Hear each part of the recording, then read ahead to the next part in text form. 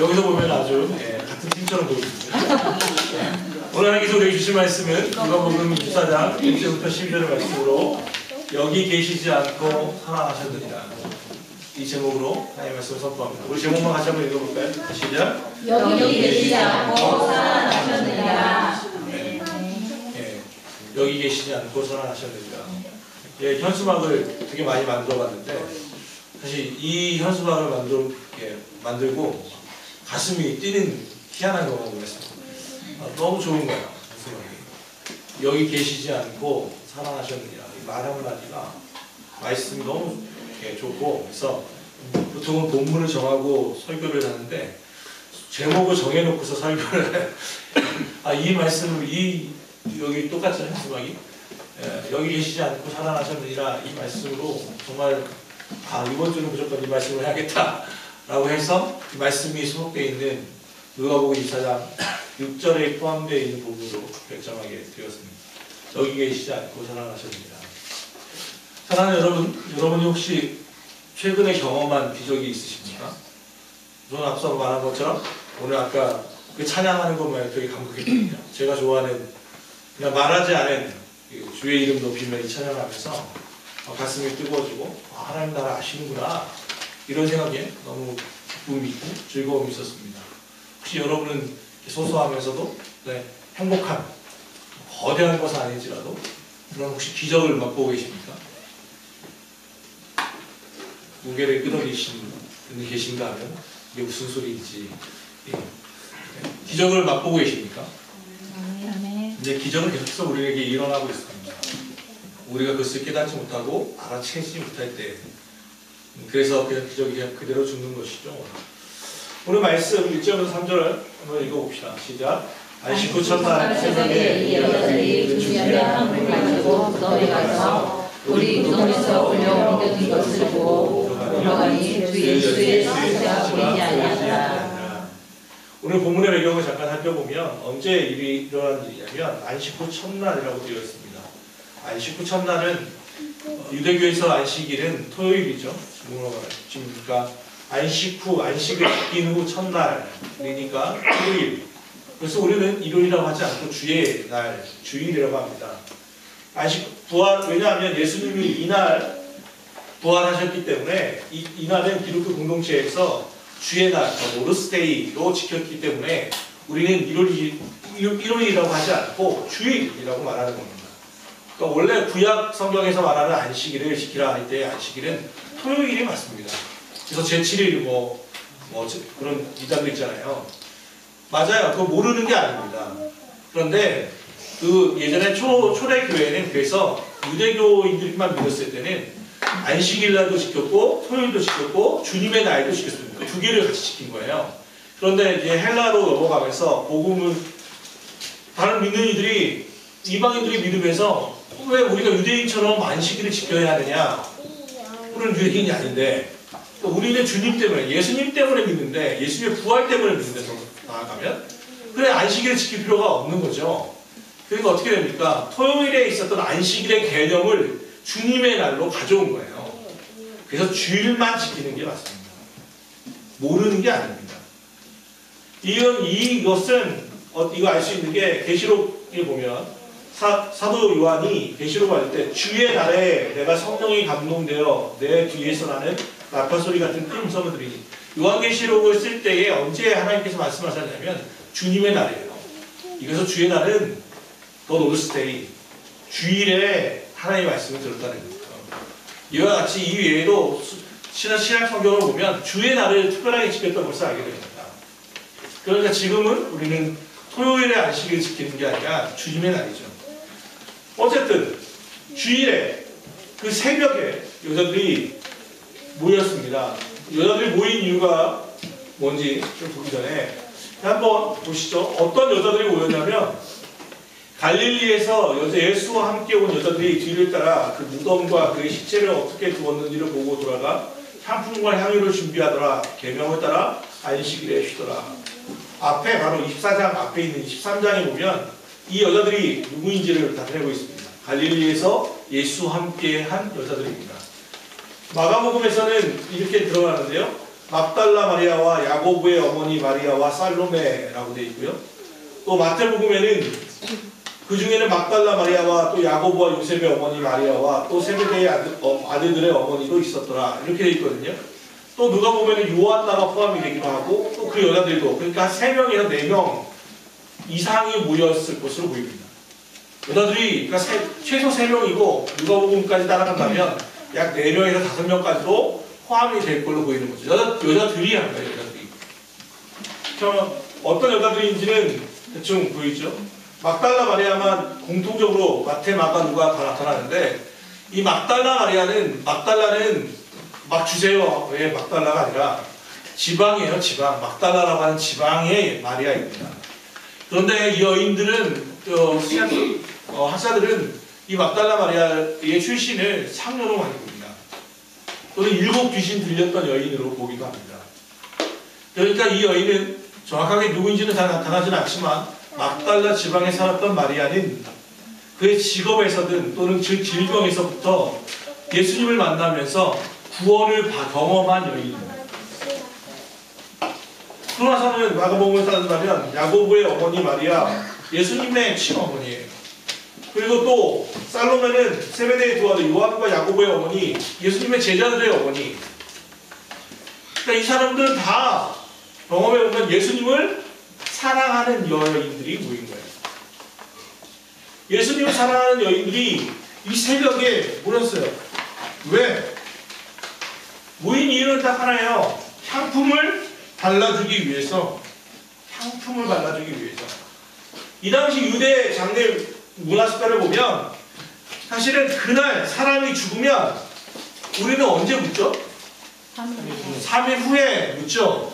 근데 유대교는 이스라엘은 그게 아니고 사망하면 그날 당일에 묻어요. 그게 원칙이에요. 여기는. 우리는 돌아가시면 그 다음날 입관을 하고 염을 이렇게 몸을 정결케 하고 다 씻고 그러고 나서는 마지막으로 얼굴을 보고 관에 덮고 그걸 입관이라고 하죠. 그리고 그 다음날 장례 나간 것을 발인이라고 해요. 그리고 나서 땅에 묻는 것을 하관이라고 하죠.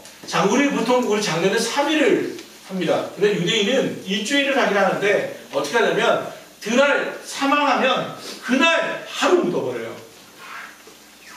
그러니까 예수님이 우리가 성금요일날 얘기했죠. 오전 9시에 십자가에 못 박히셔서 오후 3시에 돌아가셨어요. 그러면 해 떠오르기 전부터 전에 이제 안식일에 들어가기 때문에 우리의 개념은 12시부터지만 여기는 저녁부터 아침이거든요. 그게 하루예요. 그러니까 이게 안식일이 얼마 안 남은 거예요.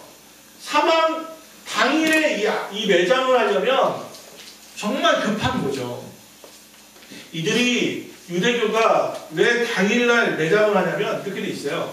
사람이 만일 죽을 죄를 범함으로 내가 그를 죽여 나무 위에 달거든 그 시체를 나무 위에 밤새도록 두지 말고 그날에 장사하여.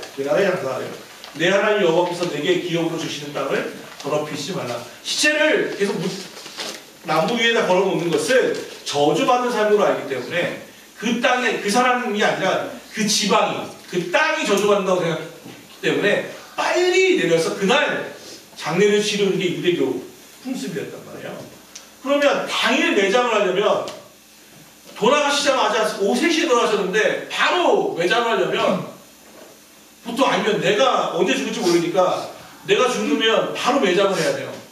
어떻게 하면 빨리 할 수 있을까요? 당일 매장하려면 미리 무덤을 파는 수밖에 없어요. 이런 식으로. 근데 유대교는 아시는 것처럼 돌이 많단 말이에요. 땅을 파거나 땅이 딱딱하단 말이에요. 그래서 부자들은 대부분 땅을 자기 무덤을 미리 파놓고 있었어요. 왜냐면 당일날 바로 옮겨야 하니까 우리는 우리도 학원 같은 데 가면 그달 당일에 이렇게 포크레인 파가지고 다 치우고 나서 이렇게 들어가거든요. 여기는 그런 게 아니라 미리 자기 무덤이 어딘지를 알아요. 특히 누가 그러면 부자들이 그래요. 부자들이. 평민이야 가난한 이들은 이런 거 없겠지만 부자들은 이미 저주받으면 안 되니까 미리 땅을 준비해놨단 말이에요. 그래서 부자의 경우는 자기 무덤을 미리 준비해놨는데 예수님이 사용하신 무덤이 바로 이 아리마대 요셉의 무덤이에요. 아리마대 지방의 요셉이라고 하는 사람은 그는 부자였다고 되어 있거든요. 그는 예수님이 너무 급하니까 자기를 위해서 준비해놓은 내가 묻어야 할 그 무덤에다가 묻혀야 할 무덤에 예수님을 묻혀놓은 거예요. 이 무덤, 자기 무덤을 헌물한 거죠. 우리로 얘기하면. 바로 이렇게 돼 있죠. 예수님이 돌아가시니까 이 예수님을 세마포에 다 싸서 아리마대 요셉과 요한복음에 나오는 니고데모라고 하는 이가 둘이가 같이 예수님을 싸내어서 얘를 그 무덤으로 가게 됩니다. 그런데 문제는 요거에 있어요. 돌 무덤을 해놓고서는 이게 사람이 돌아가시면 뭐가 나오죠? 썩은 내가 진동을 한단 말이에요.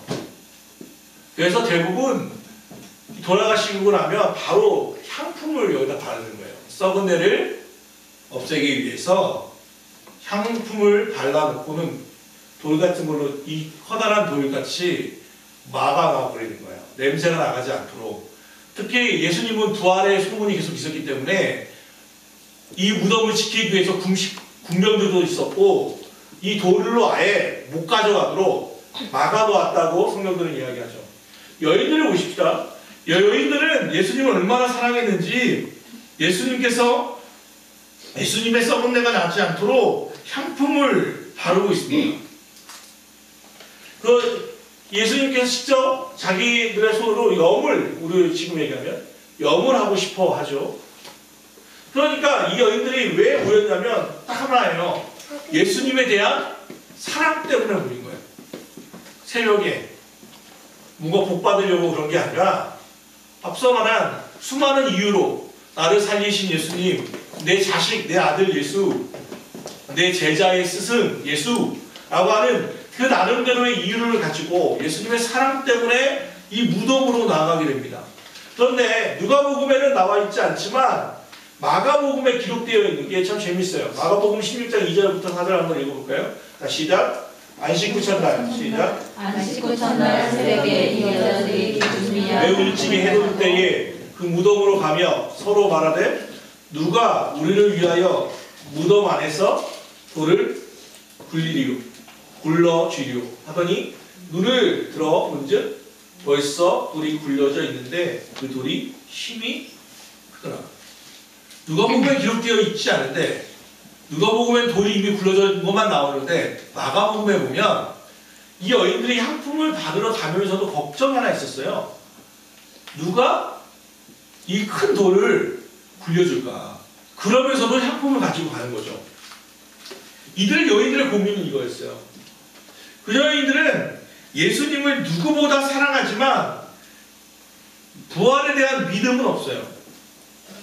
부활에 대해 주님이 몇 번 말하셨지만 여전히 믿지도 않고 생각하지도 않아요. 그럼 왜 그녀들은 예수님의 부활을 믿지 않습니까? 그렇게 사랑하는데.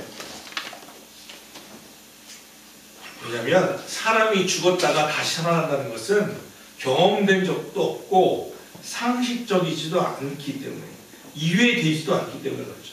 우리는 지금 3차원 세계사이지만 영적인 세계는 보통 우리가 4차원 세계라고 말하잖아요. 여러분 혹시 그런 얘기 들어봤나요? 차원이 다르다는 이야기 혹시 들어보셨나요? 너와 나는 차원이 달라 그런 얘기 하잖아요. 1차원, 2차원, 3차원, 4차원.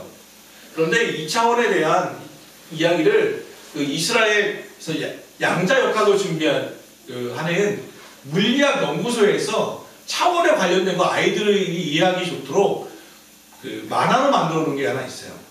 예, 애들 아마 청소년들은 SQ 할 때 초월적 지능 할 때 같이 봤던 영상이긴 한데 그 영상을 좀 하나 좀 보려고 하면 우리가 보통 3차원에 살고 있는데 예수님 하나님께서 4차원, 5차원, 5차원에 사신다면 어떻게 우리를 다 아시지?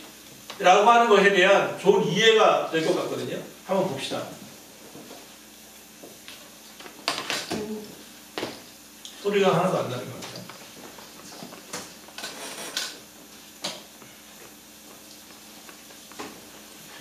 Only two dimensions. Only forwards and backwards, left and right. In this world, there is no up and no down. Where's Lottie? He said pushes out in line. What's the three-birds on thing? In this world, the two-dimensional beings that live here have no concept of three-dimensional objects. These two-dimensional flatlanders have no understanding of cubes, spheres, tetrahedrons, or yours truly. From their 2D perspective, my 3D finger looks something like this.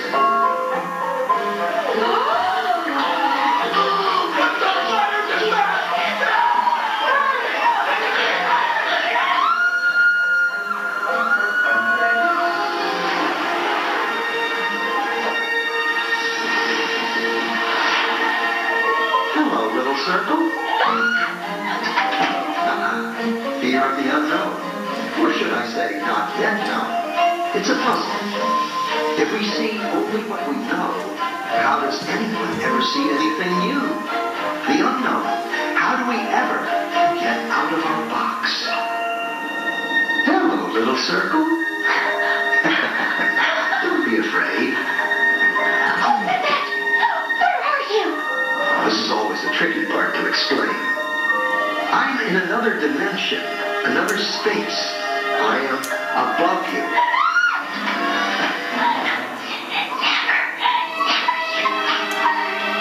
What word? Above?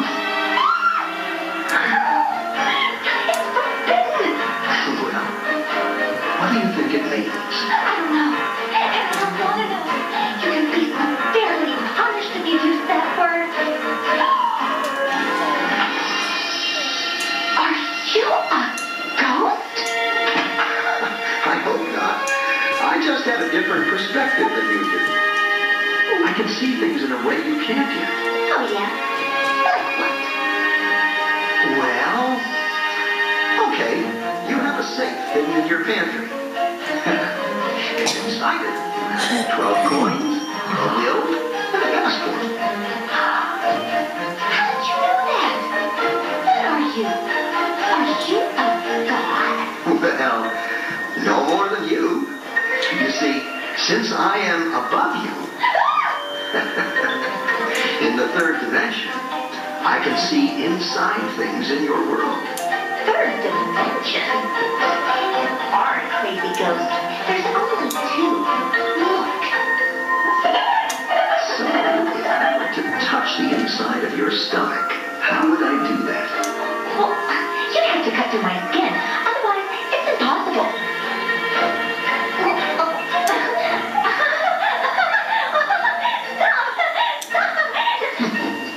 Ready for more? Or what? Dimensions. Oh, Directions. no. Yes, but, oh, there aren't any. What? What will happen to me? What will I become? You have to become it to know. Okay. Excellent.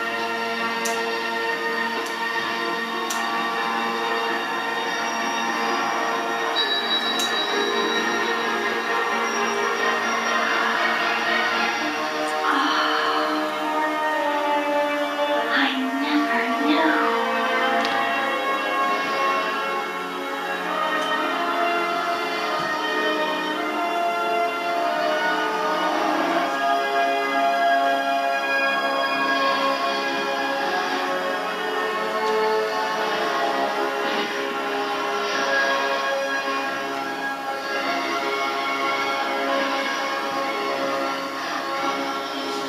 이 영상은 Isn't it funny? That which we are 기독교에서 만든 게 아닙니다. 이스라엘 있는 물리학 연구소에서 양자역학을 설명하다가 만들어 놓은 자기 차원에 대한 이해입니다. 그러니까 쉽게 얘기하면 2차원 평면의 세계에서는 그냥 위, 아래라는 개념이 없어요. 그냥 평면이에요. 근데 3차원에서 보면 다 보이는 거죠. 그럼 우리는 지금 3차원에 살고 있다면 예수님은 4차원, 5차원, 6차원, 보통 물리학자들 11차원까지 있다고 본다고 하더라고요. 하나님께서 어디 계신지는 알 수 없지만 모든 샤워를 받으셨겠지만 그러니까 그것에 대해서 이것은 우리가 이해할 수 있는 부위가 그것은 아니에요. 경험되어져야 할 부분이죠. 부활이라고 하는 것은 인간이 어떻게 다시 살아날까 하는 거에 대해서 우리가 물리학적으로 설명할 수가 없어요. 어떻게 새로운 인간이 새로운 몸을 낳느냐 설명하기가 참 어려운 부분이죠. 그것은 우리가 믿고 경험하는 수밖에 없는 거죠. 그러니까 여인들은 예수님에 대해서 사랑했지만 예수님을 사랑하고 나갔지만 부활을 여전히 믿지도 않고 기대하지 않았다는 거죠. 말씀을 지식적으로 알고 있다고 해서 완전히 안다라고 할 수는 없어요.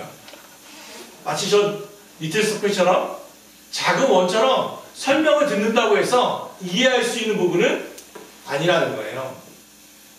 말씀은 경험되어져야 해요. 이 말씀이 살아있다는 것은 경험되어져야지 암기한다고 해서 암송한다고 해서 말씀을 안다고 할 수는 없어요. 그럼에도 불구하고 말씀을 계속해서 기억하고 암송하라고 하는 이유는 그것이 경험으로 나아가는데 가장 좋은 방법 중에 하나이기 때문에 그렇죠. 말씀을 읽으라고 하는 것은 그것을 통해서 하나님의 말씀을 경험할 수 있기 때문에 그 수단으로서 읽으라고 하는 거지 읽는 것 자체가 말씀을 경험하는 것은 아닙니다. 경험되어지지 못하는 말씀은 아무런 영향도 없어요. 그러니까 우리의 신앙이 성장하려면 말씀을 아는 것뿐 아니라 그 말씀이 삶에서 경험되어져야만 하죠. 예수님이 부활하셨다는 이야기를 다 알고 있지만 이것이 내 삶에서 경험되어지지 않는다면 그것은 또 다른 하나의 이론일 뿐이에요. 적적 우리 무슨 적 하잖아요. 무슨 주의 하잖아요. 무슨 하잖아요. 하나의 그냥 이론일 뿐이란 말이에요. 근데 말씀이 살아나려면 우리의 신앙이 성장하려면 그리고 우리 신앙이 깊어지려면 이 말씀이 삶에서 경험되어져야 돼요. 이 여인들의 걱정, 야 누가 돌을 옮겨줄까? 이 걱정을 가지고 갔더니 돌이 옮겨져 있어요. 벌써 돌이 무덤에서 굴려 옮겨진 것을 보고 들어갔다고 되어 있거든요. 벌써 돌이 굴려져 있어요. 하나님은 이 문제를 이미 벌써 알고 있더라는 거예요. 걱정만 해서는 아무런 일도 일어나지 않습니다. 주님을 사랑하는 마음으로 무덤대로 달려갈 때 기대치 않은 주님의 도우심이 있죠. 말씀이 경험되어지는 거예요. 하나님의 말씀을 그 여인들은 수많이 받겠죠. 예수님과 3년 반 동안 같이 있었으니까 갈릴리에서 오는 여인들은 보긴 봤어요. 막달라 마리아나 저 귀신이 내어주는 것도 경험했다니까요. 그런데 그분들은 여전히 걱정하고 있잖아요. 그러니까 걱정하며 갔는데 돌이 옮겨져 있는 것을 통해서 다시 한번 주님이 내 삶을 알고 계시는구나. 우리의 걱정거리를 알고 계시는구나 하는 것을 경험하는 거예요. 이게 너무 중요하다는 거예요. 더 나아가 여인들이 본 게 뭐냐면 찬란한 옷을 입은 두 사람을 보았다라고 되어 있어요. 그런데 이 천사들이 하는 말이 뭐냐면 어찌하여 살아있는 자를 죽은 자 가운데서 찾느냐 여기 계시지 않고 살아나셨느냐 갈릴리에 계실 때에 너희에게 어떻게 말씀하셨는지를 기억하라. 천사들이 한 말은 뭐냐면 어떤 특별한 말을 하는 게 아니에요. 부활을 경험할 수 있는 방법은 뭐냐면 기억하는 게 있어요. 갈릴리에서 어떻게 말씀하셨는지를 기억하라. 예수님의 말씀을 경험하기 위해서 어떤 특별한 게 필요한 게 아니에요.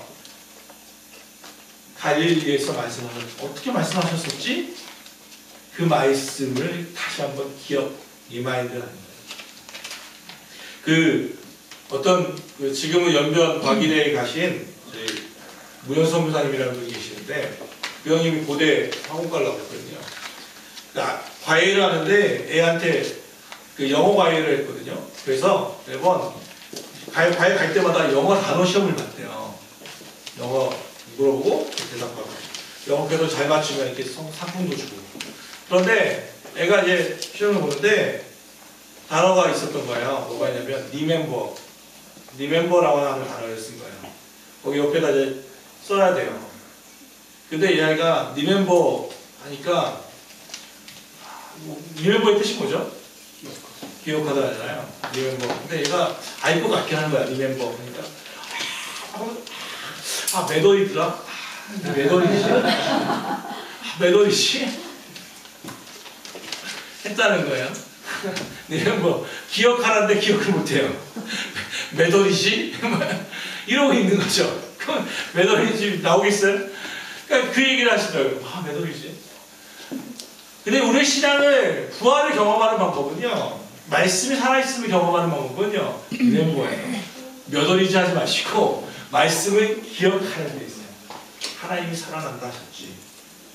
천사가 말하죠. 여기에 있지 않고 살아나셨느냐. 여기는 어디죠? 무덤이잖아요. 사람이 둘러놓은 틀이에요.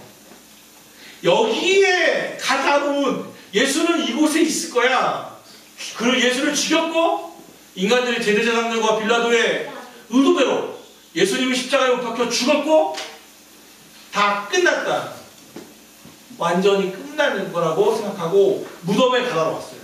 저 깊은 무덤에 가다 놓고 돌로 막아놓고 병사들이 그들을 지키게 했어요. 그 시체를. 그런데 주님은 여기에 계시지 않았어요. 그들의 생각의 틀에 갇혀있지 않으셨고 그들의 의도 가운데 갇혀있지 않으셨고 그들이 행한 죽음에 갇혀있지도 않으셨어요. 그분은 당신이 말씀하신 대로 다시 살아나셨어요. 그분은 다시 살아나셨던 거예요. 그러면 보고 싶다. 부활을 믿는가? 이것을 보고 여자들이 가가지고 사도들에게 다 전했어요. 11절 12절 한번 읽어봅시다. 시작. 사도들은 그들의 말이 허탄한 듯이 들려 믿지 아니하나 베드로는 일어나 무덤에 달려가서 부여 일어나보니 세마포만 보이는지라 그 일을 놀랍게 여기며 집에서 돌아가니라. 여자들이 살아났다는 이야기를 하자 제자들이 반응이 뭐냐면 첫째 사도들은 그들의 말이 허탄한 듯이 들려 믿지 아니하나. 두 가지 반응이었어요. 하나는 제자들은 여전히 슬퍼 울고 있었죠. 예수님에 대한 최고의 헌신을 했던 제자들이었지만 그들의 기대는 십자가에서 끝난 거예요. 제자들에게 예수님은 죽음이나 충격이며 절망이며 끝이에요. 예수님의 부활에 대한 인식이 전혀 없는 사도들. 이게 10명의 사도들이었고 베드로는 좀 달랐죠. 베드로는 행복하잖아요. 일어나 무덤에 달려가서 구부려 들여다보니 세마포만 보이는지라 그 된 일을 놀랍게 여기며 집으로 돌아간다. 이게 베드로예요. 베드로는 이 동사가 많죠. 일어나서 달려가서 구부려 들여다보니 놀랍게 여기며 돌아간다. 완전히 말도 안 되는 허탄한 일이야 하고 아예 믿어버리지도 않고 자기 연민에 빠져있는 제자들과 베드로를 구별시켜놓고 있어요. 베드로는 완전한 슬픔 가운데 있지만 그럼에도 불구하고 허탄하다고 하면서 아예 취급도 하지 않은 게 아니라 그러한지 그 말이 진짜인지 아닌지 달려가보고 만져보고 보고 들으려고 했다는 말이에요. 기도를 우리는 많이 되게 정적인 것이라고 말하지만 구하라, 찾으라, 두드리라 다 뭐죠? 동사예요. 행동이에요. 구하는 것도 찾는 것도 두드리는 것도 오히려 역동적인 행동이에요. 믿음은 행동이에요. 그래서 내가 안다는 것은 내가 믿는다는 것은 내 삶을 변화시켜야 해요.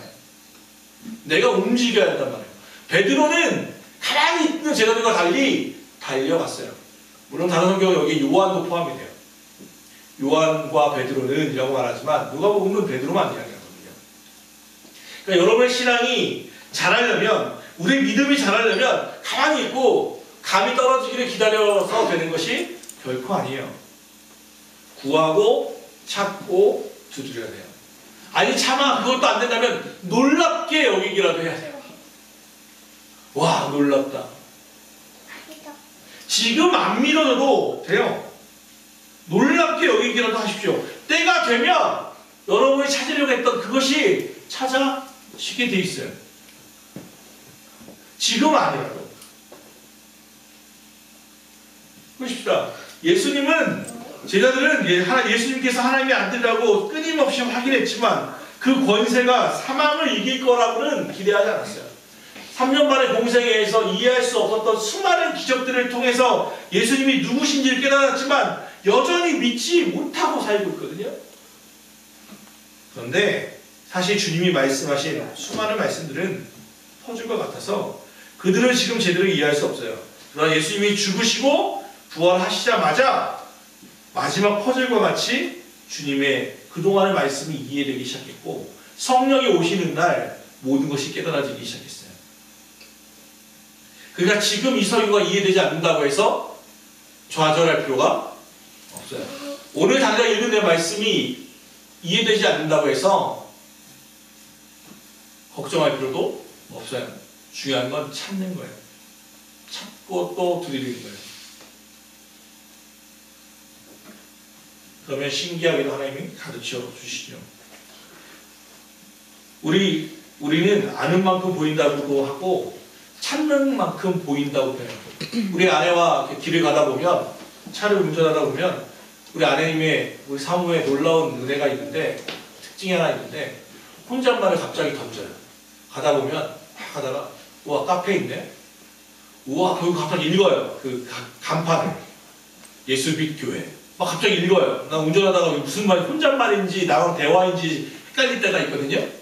아내는 그 특징이에요. 그런데 제일 많은 말이 뭐냐면 교회예요. 교회. 왜요? 제일 관심이 있는 데가 교회니까. 여러분은 지나가시면 뭐가 보이세요? 나무가 보이세요? 나무에 대해서 가장 관심이 많으세요? 예전에 혜민이가 갑자기 동영상을 가지고 와가지고 은하 결혼식 하기 전에 만화를 보여준 거예요. 동영상을. 근데 거기에 뭐라고 되어 있냐면 갑자기 종이 울려요. 울리니까 만화 주인공 여자애가 갑자기 그래요. 와 가까운 교회에서 결혼식이 있나봐 그러는 거예요. 가까운 교회에서 결혼식이 있나봐. 정말 딱 그러는 거예요. 가사가 그 대사가 가까운 교회에서 결혼식이 있나봐. 그래서 이걸 잘라보려고 찾아보려고 막 찾아봤는데 제가 동영상을 못 찾았어요. 찾았으면 편집했을 텐데 가까운 교회에서 결혼식이 있나봐. 왜 이게 우리가 웃기고 보이죠? 우리는 지금 가까운 교회에 있잖아요. 그리고 막 은하 결혼식을 준비할 때였거든요. 그러니까 이게 뭐야? 내가 관심이 있고 들으려고 하면 그것이 들리는 거예요. 이 동영상은 어떤 애한테 막 수많은 사람한테 들려보세요. 그냥 지나가는 대사예요. 그런데 그것을 내가 관심을 가지고 있고 또는 내가 경험하고 있고 내가 속해 있다면 그게 훅 하고 들어오는 거예요. 제가 군대에 있을 때요. 군대에 있다가 왔는데 청년부 후배들과 막 대화를 했어요. 그때가 애들이 막 대학교 갈 때였거든요. 갑자기 애들이 막 그러는 거야. 야, 너 이번에 어디 가? 너 뭐 연대 가냐? 그런데 애들이 연세대를 얘기하는데 나 군대에 있었으니까 연대가 중대, 대대, 연대로 들리는 거예요. 그러니까 애가 갑자기 또 중대 이러니까 또 진짜 우리나라에 되게 군대 용어가 많더라고. 중앙대, 중대 있죠. 연세대, 연대 있죠. 그게 들리는 거야. 그렇게 보이는 거예요. 성경을 딱 시편해 보니까 주의 영광이 대대에 미치리로다. 몇 대대에 맺히는 거야. 사다가 물러가라. 메세반이 물러가는 거야. 우리는 군대에 있었으니까 이 용어가 그냥 읽을 때는 그냥 사다가 물러가는데 내가 일사단에 있었으니까 사다가 물러가라. 이 사다는 이 생각이 뭐예요? 좀 바뀌는 거예요. 연대? 중대? 대대? 이게 내 삶의 자리로 다 들리는 거예요. 이게 재밌게도 이 카멜레온 효과라는 거예요. 내가 듣고 싶은 게 관심 있는 것만 들리게 돼 있어요. 그러니 베드로가 그 당시 믿어지진 않았지만 달려가 보고 놀랍게 여겼다는 것 자체가 얼마나 놀라운 일이에요. 그러면 누구보다 더 이것에 대해서 민감하게 반응할 수 있는 거예요. 제자들도 거기에 대해서 이해할 수 없었지만 계속 들었어요. 그리고 성령이 오는 날 그것들이 깨달아지기 시작했어요. 말씀대로 사라지게 되었단 말이에요. 사랑하는 여러분, 여러분은 부활을 믿습니까? 부활의 삶을 살고 계십니까? 이렇게 되면 참 믿느냐고 물으면 아멘이 나오는데 그렇게 살고 있습니까? 여러분 참 쉽지 않죠? 오늘 이 설교를 준비하면서 내 안에 소원이 생긴 게 있어요. 여러분의 삶에서 끝났다고 죽었다고 생각하는 분야 또는 생각이 있으십니까? 이건 내 가망이 없어 라고 생각하는 부분이 있다면 그거 하나를 좀 기억해 보십시오. 그리고 내 죽은 그 삶의 분야에 또는 여러분이 원하는 그 리스트에 부활의 능력이 임하기를 기도하십시오. 무덤문을 어떻게 굴릴지 답답하고 허망한 마음으로 동산을 오르는 심정, 우리 앞에 당한 막막한 현실과 현실 감각이라는 그 큰 짐을 어떻게 굴릴지 숨이 막힐 지경. 그런데 무덤문은 이미 열려있고 돌은 이미 굴러져 가 있고 우리 주님 그 무덤보다 더 깊은 죽음을 이기시고 예수님은 다시 살아나시고 모든 음부의 권세와 죽음의 화살을 깨뜨리고 그를 찾는 이들에게 평안을 부르시는 그 예수님. 말씀을 기억해라, 말씀을 기억해라. 지금 기억하지 못한다 할지라도 갈릴리를 기억해라. 네가 처음 예수님 믿었던 그 순간에 기억해라. 주님 여전히 우리에게 말씀하고 계십니다. 사랑하는 가까운 교회 교우성도 여러분, 주님은 여기 계시지 않고 다시 살아나셨습니다. 이 복음이 소식이, 이 굿뉴스가 여러분에게도 좋은 소식이 되기를 주 예수 그리스도로 축원합니다. 기도합시다. 사랑하는 하나님, 우리는 부활을